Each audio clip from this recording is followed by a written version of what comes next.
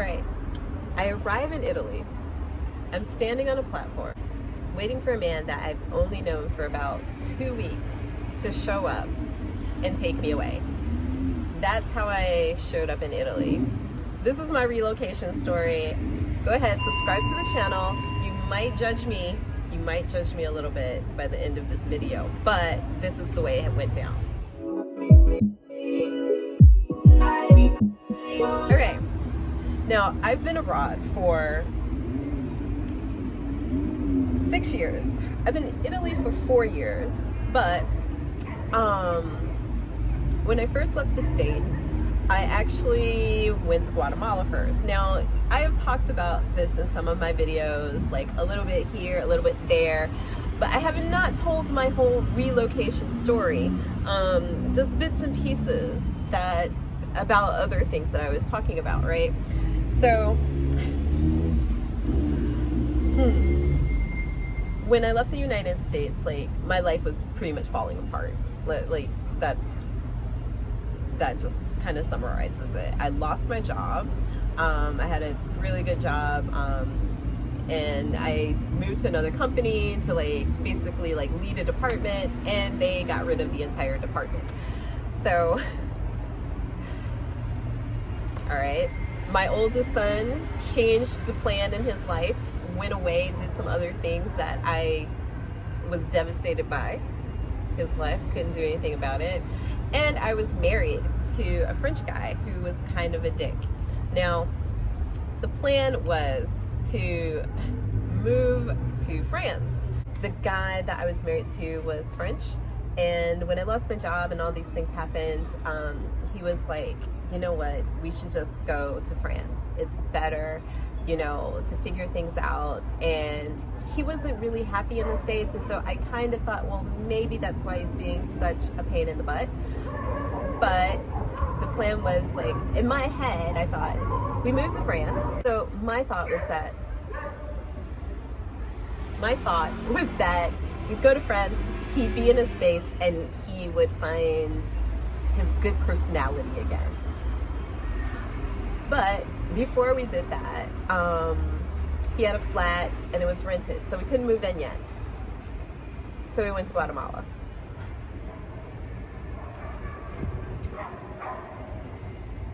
Went to Guatemala because I found a house sitting job there, and I didn't want to stay in the States and pay my mortgage, and the house sitting job would basically allow me to live for free. And I did talk about that in another video a little bit, about kinds of how you can do alternative things to live abroad.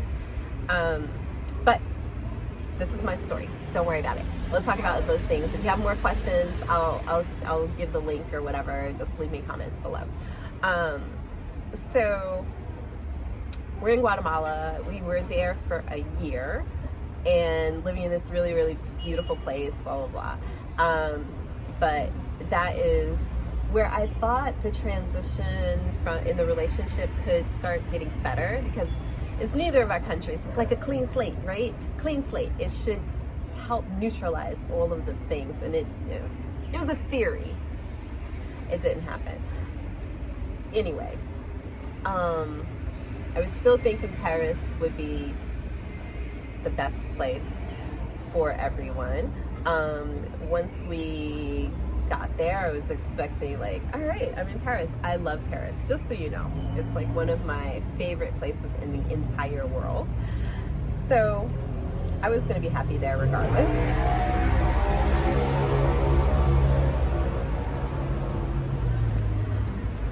And for the most part, Paris was great. The Paris part was perfect. We'll just say that.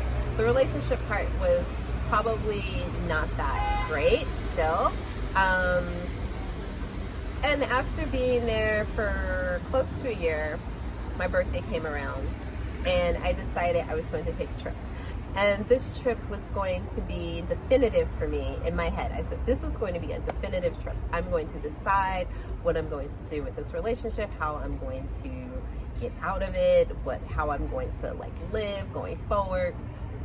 So that was, I think that was the mindset I had when I was traveling. So I came to Italy, and My first night here, I met someone who is now my baby daddy, partner, all of those things, right?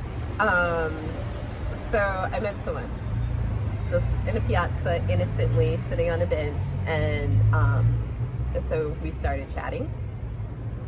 And like, if I'm honest, I really wasn't thinking anything romantic about any of it, you know, like, of course he was attractive or whatever, but I wasn't really thinking anything romantic, honestly. I promise I wasn't. And so I spent about 3 or 4 days here in Milan, and we ended up hanging out, and before I left, he was like, don't go, just stay. And I was like, well, you're a wild person, but I can't be staying here with a stranger. I'm going back. I you know, he knew that I had a situation in Paris, I was married, blah, blah, blah. He knew all of those things. So I left Milan, and I went on to the rest of my trip to Venice and Rome, and I was away for about 12 or 14 days, something like that, traveling on my own, because like I like to travel by myself. Now I go back to France, and I don't know what I was expecting, and I guess in my head I had decided this relationship with this man is going to be done for, right? I just need to decide what my next plan, my next step would be. So I go back, and immediately he starts a fight with me, immediately. And he said like these words to me. He had said this once before, and I told him, I was like, the next time you say this to me, I am done. That's my cue to leave you. And what he said was, if you're not happy, you should leave. And to me, if you want to be with someone, even if you're making them miserable, you don't invite them to leave, because if you invite them to leave, well then hell, they're gonna go. So I was like, okay, I'm out. I'm gone. I left the apartment. I don't know where I was gonna go. I just left. And in my head, I was going to go and, I don't know, maybe stay with some friends, because I wanted to stay in Paris. Like, honestly, I wanted to stay there. Like, that was where I wanted to be. And then I get a text message from an Italian, and he's like, I really wish you hadn't have left. You should come away with me for the summer. And I'm like, man, timing, right? Timing. It's like, well, maybe this is my signal. Maybe the universe is telling me something.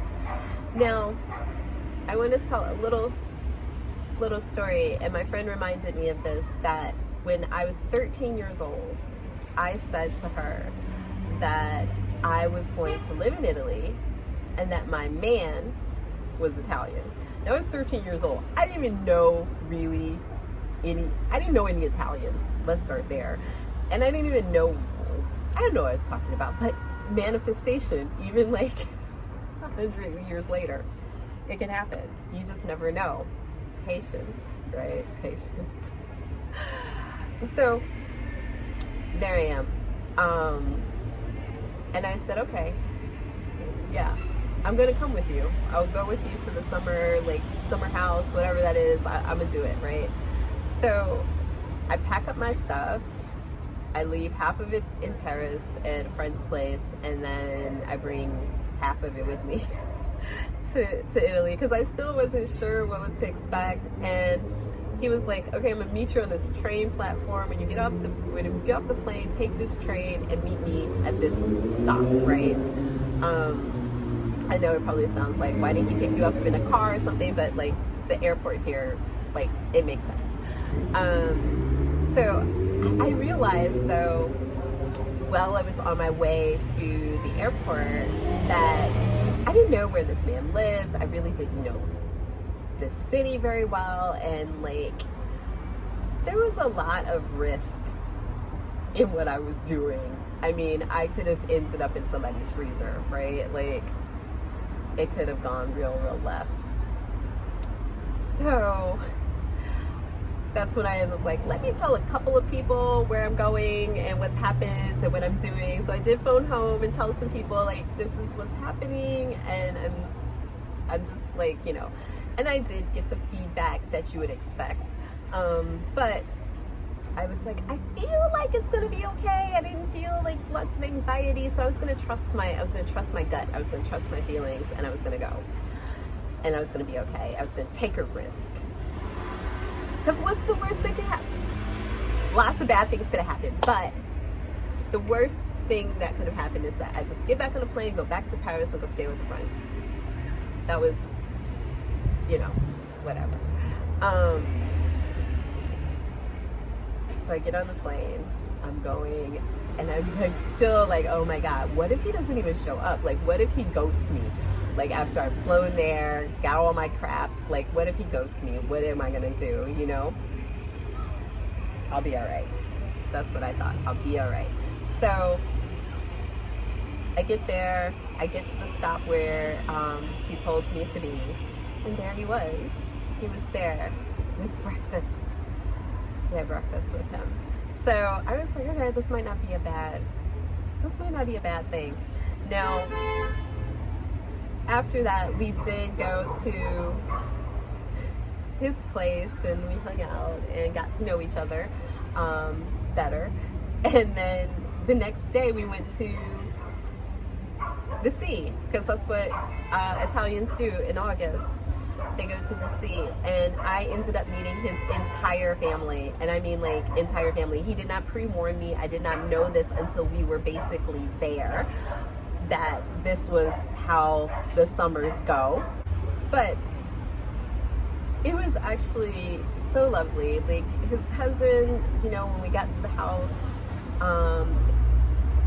his cousin was like, so I heard you just arrived from Paris. And I was like, he done told everybody all the tea. Like, he done told them all the tea. I'm about to get judged. And she just hands me a glass of wine. It was like, welcome to your new life. And I was like, oh, well, this might not be so bad after all. So there it was. Like, there was. I'm here. I'm in Italy. I did a couple more trips back to Paris to pick up the rest of my things. And yeah, now I've been here for 4 years. We've got 2 kids. And I'm navigating this world, this Italian culture, and everything else. I do still miss Paris, but I do get to visit. I do have friends there. I haven't visited since COVID, but it's getting better, hopefully, and I'll be out in the world again. So that's kind of it. That's my story. That's how I ended up here in Italy, why I left the States. I know like so many people are like way more purposeful than I am, but I do think like I manifested when I was 13 years old, and it just went a roundabout way to get me where I was supposed to be. So I'm exactly where I'm supposed to be. The path is just not always straight. All right, so that's my relocation story. I want to encourage you to subscribe to my channel.